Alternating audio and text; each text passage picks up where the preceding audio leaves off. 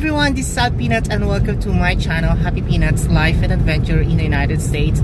Today we are driving to Sacramento for our green card interview, for my green card interview. Yes, finally after 2 years, my green card interview was already scheduled and it is today. We sent out our documents for adjustment status or 2-year permanent residency 2 years ago. It was last September 2019. And after 2 years of waiting, here it is. And it is the interview that will decide whether I will stay here in the United States or I will go back to the Philippines. Are you worried? No. What if I won't pass the interview? We will pass the interview. No, just what if? Then we're going to the Philippines. I'll go home to the Philippines. But I think there's only one reason why they will deny me of the green card. Do you know the reason? The savings account? No. What? Because neither of us can get pregnant. Oh! Okay, so if you are applying for adjustment status or 2-year permanent residency, or you are still waiting for your green card interview, continue watching this video and I will share to you our experience. I didn't tell you I am pregnant. Yeah. I have twins. Oh yeah, you're You pregnant. didn't know that? You didn't know that? You've been pregnant for 10 years already.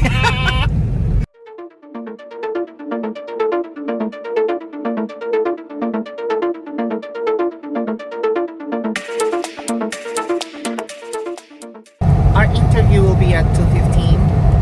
It's only 11:35. We'll left home at 11:20. We decided to go there earlier because sometimes there's a lot of traffic in Sacramento, especially on Friday, and we are not sure of the location of the place, so it's better that we go there earlier. And the drive from our home to Sacramento is 1 hour.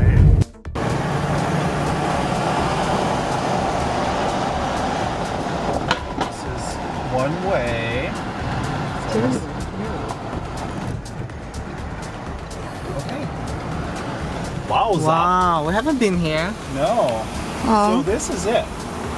This is beautiful. Now my question is,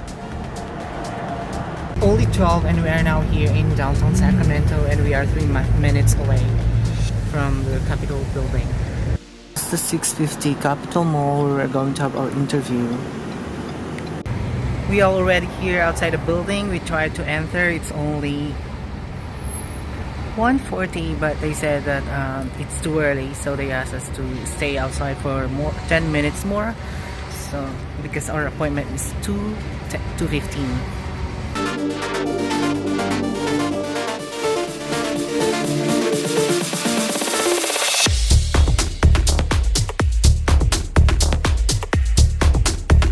We are now going back home and my husband is so worried because the officer who interviewed us, actually he's a Filipino, didn't make a decision yet and he's so worried.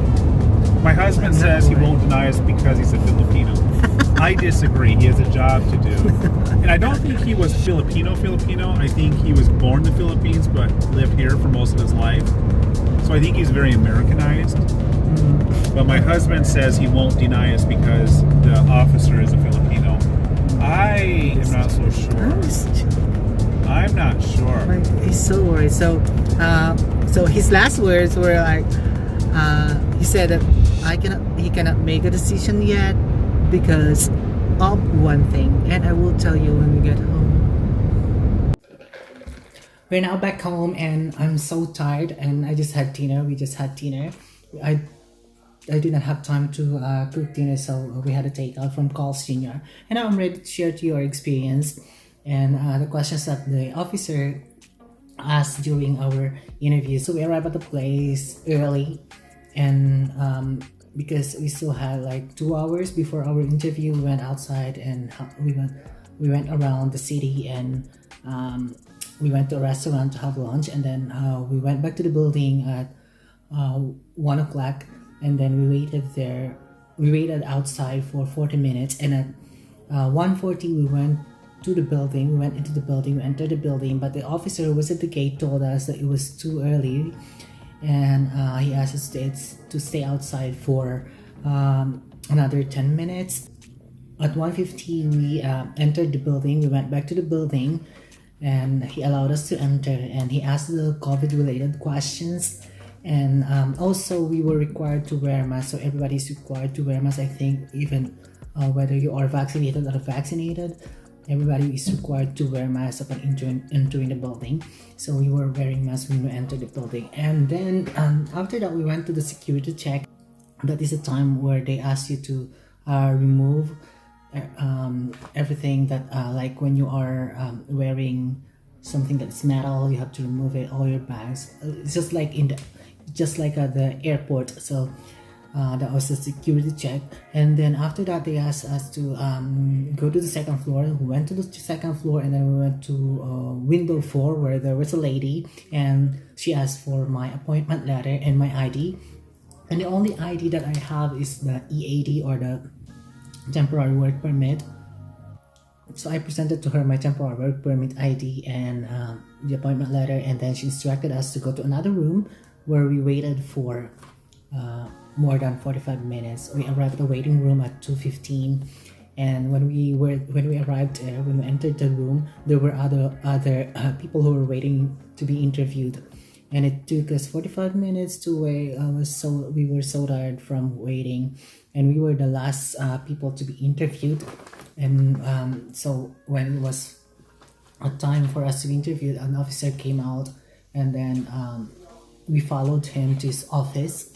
And so both of us were invited to the interview room, to the officer's office. But I saw that there were like some couples who were interviewed separately, but for us, we were both interviewed at the same time. So upon entering the room, the officer offered us a seat, and then the first thing that he did was he took a photo of me for identification, and then fingerprinting my left index finger and my right index finger. And then the next thing that he asked us to do is to stand to take the oath, and that is when you swear that everything that you're going to say during the interview is true and you are not lying. Okay, and then he started asking questions. He had the file, so my file. So all the documents that I submitted since I applied for K1 to adjustment of status, all the files that they have, all the files that we submitted were there. So the officer had all those files, and so he started asking questions by using the I-485. So I suggest that if you are filling out the I-485 when you are applying for adjustment of status, before you send it out, be sure that you are able to memorize all the information, all your answers to the questions on the form I-485. Because during our interview, the officer asked me all the information, all the questions that are on the I-485, like my complete name, if I use previous names before, my birthday, my address, and everything about my father's name, my mother's name, their previous names, if they use other names before, their birthdays. And it was my bad because I don't memorize my father's names, because when we were kids, we did not really celebrate our birthday, so it was not really important for us. So I was like, I like memorizing the birthdays of the members of my family, even my parents, was not really important for me. But I suggest that you memorize your everything, all the details, your parents' birthdays, their names, places where they were born. But I don't think it will be a reason for them to deny me of the green card. So all those questions, your personal information about your family, about your parents, all those questions. While the officer was asking all those questions, he was writing down he was marking the errors. Like sometimes when you're filling out the I-485, so be careful when you're filling out the I-485 that you spell all the words correctly, like the names of the street, even all your names and the dates. Be sure that you put the correct date and you spell all the words, the names, your names, the names of the street. Like there was one mistake, the name of the street where we live. It was misspelled, so he had to mark that as an error and change the spelling. And also there was also an information that he had to change, like the information about my previous work, because when we were filling out the I-485, I was not yet working here in the United States. So the previous work that I had written there on form I-45 was about my work in South Korea, and he had to change that into my work here in the United States. After that, he asked the officer asked all the questions on the last pages, the yes or no questions about the if you are a member of a gang, if you have been to jail, if you committed crime before. So all those questions are yes no questions, and so sometimes I felt so tired, but I had to sit up straight and answered all those questions. This is a no question, but you have to wait for the officer to finish reading the question before you say no. After asking all the questions on the I-485, he asked me how I met my husband, and I think that the way they ask questions is based on how you answer. Like they always ask follow-up questions, so I suggest that be careful when you give answers but don't lie. And so the first question that he asked me is how we met, and I had to describe how I met my husband, and I told him that we met through a dating app. And then he asked what kind of dating app, and then he asked how that dating app works, so we had to describe it to him. And then the next question that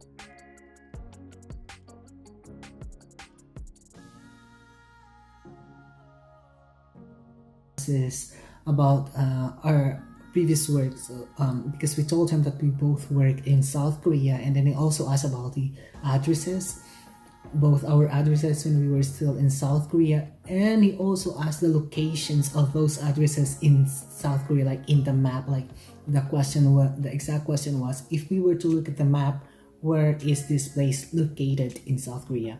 And that was a tricky question because we did not study the geography of South Korea. So be prepared to answer those kinds of questions. But I don't think that that would be a reason for us to be denied. They also asked about my husband's birthday, and after that he asked about he asked about my husband's work, what time he goes to work and what time he comes home from work, what subject he teaches. And he also asked about my work and how do I get to work since I'm not driving. And because I told the officer that my husband drives me to work, he asked what time does he drive me to work, and then after coming home from work, what do we do? The other questions that he asked is, how do we eat? Do we eat outside, or do we eat dinner at home? Do I cook? And since our answer was like, sometimes we eat outside and sometimes I cook, and he asked about the food that I cook, and my husband had to name one dish that I cook, because the officer asked that, like, and then he mentioned about kare kare, and then the officer asked my husband to describe kare kare, and my husband answered that he doesn't know because I was the one cooking and he's only eating. And then later he said that it is the dish with the peanut butter. Be prepared to answer those questions. And another is he asked if we share bed together, and our answer is no. Although I had to explain that during my first 3 months here, we used to share bed. We used to sleep in one bedroom, and since my husband snores and that bothers me, it's hard for me to sleep.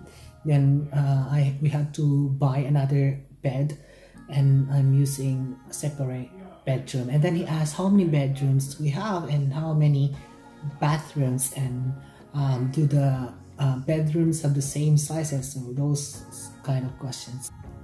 So those were the questions that the officer asked during our interview. And after the interview part, He asked for the documents of proof of relationship, and we presented to him all the documents that we brought with us, and he took some of the documents, including photos, including joint bank account, insurance, pay stub, and I'm going to talk about all the documents that we brought with us during the interview on our next video. Last thing that he asked is about my medical, and I explained to him that I did not submit other medical because I had already submitted my medical, and I also had to explain to him that I was researching, and I found out that as long as you submit your medical exam within 1 year before it expires, then it would still be valid. And the officer said that it is true because I came here on a K1 fiance visa, but then he checked it, and then he said that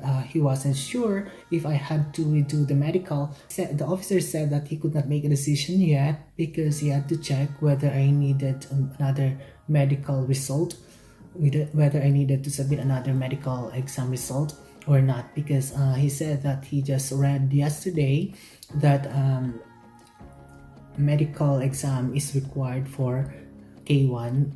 I think it's because of the COVID-19 pandemic.